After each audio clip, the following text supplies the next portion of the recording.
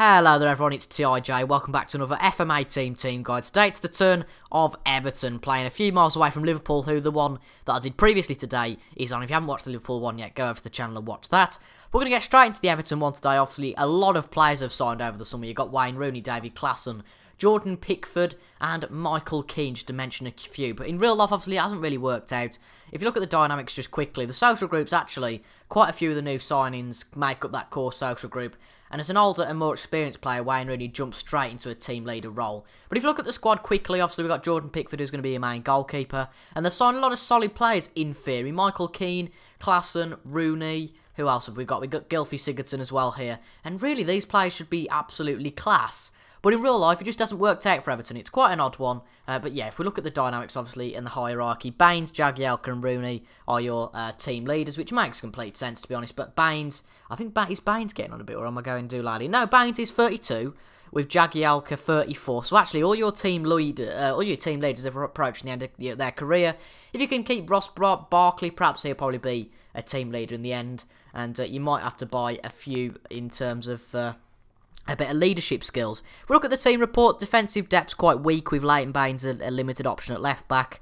But he is a very good option at left back, just to, emphasise that. But we'll look at the shortlist for a few players we can buy. We've actually pretty much overdone it here in terms of players you could buy. But as well as the left back position, there's also left midfield who's quite weak. But if you look at the attacking midfield, that is quite strong. So it's only really at the left midfield that you should be struggling, but we can still look for attacking midfielders anyway. It doesn't really matter. You don't know when you have an injury crisis on your hands. So the first player is Ben Chilwell, who can play a left back and a centre back as well. 20-year-old, a hot prospect from Leicester, and he looks like a really good player in the future. If you compare him with Leighton Baines, of course, if we compare the two, as you can see, Chilwell is quite similar. His speed, physicals and aerials are a lot better, but obviously Baines' speed will have gone down a little bit with his age. But, Chilwell is quite close in terms of probably only attacking and technicals, as well as attacking it is a little bit off. But quite a solid player. You could probably get him for about 15 million. Bear in mind your transfer budget is 20. So the better option at left back might be Ashley Young, who's transfer listed straight away when you enter the game. He's 3.6 million. Of course, the same age really as Leighton Baines. So you might say it defeats the object. But if Leighton Baines decides to go to Man United or somewhere, I doubt Man United now, but he's been linked with Man United plenty of times in his career.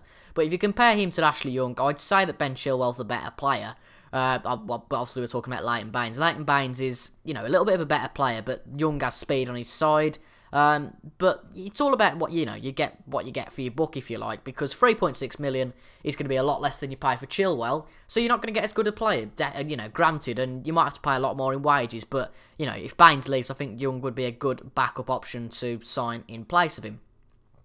In terms of attacking options, then, I've actually put out quite a lot here.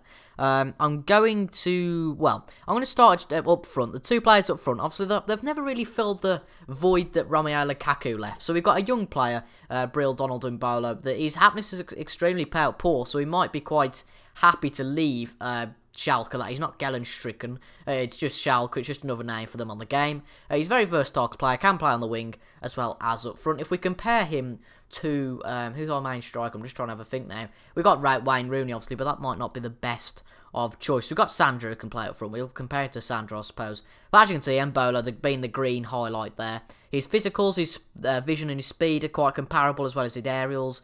And he's quite solid compared to Sandro. So it's quite clear, with Mbolo, with his best stats being his work rate, which is very important, his pace being very important, and his determination as well, it would be a solid striker choice. The other one who would be a solid choice as well is Luke de Jong from PSV. He scored 102 goals in his time, and quite a short time as well. He's already played in the Premier League with Newcastle. But he boasts some good stats. His work rate, decisions this time really in jumping reach, coming out and bouncing out to me as good, as well as his bravery and heading. If we compare him to Bril Donald Mbolo, obviously his aerials and attackings his aerials are a lot better, but at the same time, Mbolo's speed is a lot better. I mean, obviously Mbolo's a lot more versatile, can play on the wing, but if you're looking for just a striker, Luke de Jong might be your best bet. If we look through quickly some of the other players who I've suggested, Ibrahim Afellay, yes, he's getting on a bit. We've got his plenty of experience, boasting likes of Schalke, PSV, Barcelona, Olympiacos, and of course Stoke, the best club out of them. He can play on either wing. Pretty much the left wing is the best. But as you can see, his pace is quite solid, his agility is quite solid, as well as his flair, technique, first touch, and really for that little bit of experience in the squad, he might be worthwhile. There's also a Tottenham player called Georges Kevin Nkodu, who used to play for Marseille. His asking price is 3.4 million. And if we go back on him quickly, if we compare him to Ibrahim Afellay just quickly, we can see that Nkodu has a much better speed and similar mental stats and technical stats. And for a player that's 9 years younger to a well-respected Afellay, I think Nkodu would be a good buy for 3.6 million. And low wages, I bet, as well, compared to a player like Ashley Young, for example. The last player we'll have a quick look for, though, is Pione Sisto. More of a FIFA player than a FM player, but flattered by the interest shown in him. There we go. He wants to play in the Spanish division, but he's playing for Vigo at the moment. I don't know whether that's on loan or what. No, it's not. They've actually bought him last season. But he's only valued at 8 million now. Inter and AC Milan want him, so, you know, you can just see that he's a well-sought-after player. Apparently his minimum fee release clause is 35.5 million, so you might not want to go for him, but he's a solid player regardless. All these players are solid, so if you wanted to sign any of them, you'd definitely be worth it. So if we look at the squad, maybe players to get rid of, obviously Mason Holgate, a young player, might want to send him out on loan. I don't know why they've signed Martina, really as a kind of backup option. You've got Vlasic, Calvert-Lewin, who are quite young players, so you might want to A, send them out on loan, or B, play them as younger players. It's obviously your decision. And then you obviously have to look at, you know, replacing the left-back position because it's quite bare. And really, goalkeepers are fine, your wingers are fine, I'd say. Probably just need another striker and another left-back. We'll have a quick look at the tactics before we go. I think probably the better playing with one attacker are Everton because they've not really got much in terms of attack, but they've got a lot of attacking midfielders. So I would probably go for 4-2-3-1, either that or a 4-5-1. So either or. Obviously, of course, Sigurdsson being your main player, I believe he can play solidly as a centre mid. It's not like the Liverpool situation with Lallana that he can only really play as an attacking midfielder. As you say, you can either have a defensive midfielder or an attacking midfielder, in my honest opinion. But it's a tough one, Everton, because they're just out of the fringes of the top 4 and the top 6, the big 6 really.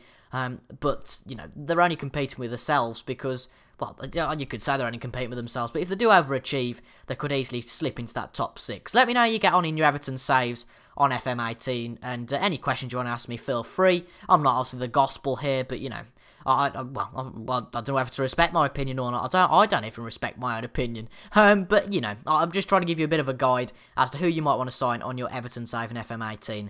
But that's it anyway, folks, for the FM18 team guide for Everton today.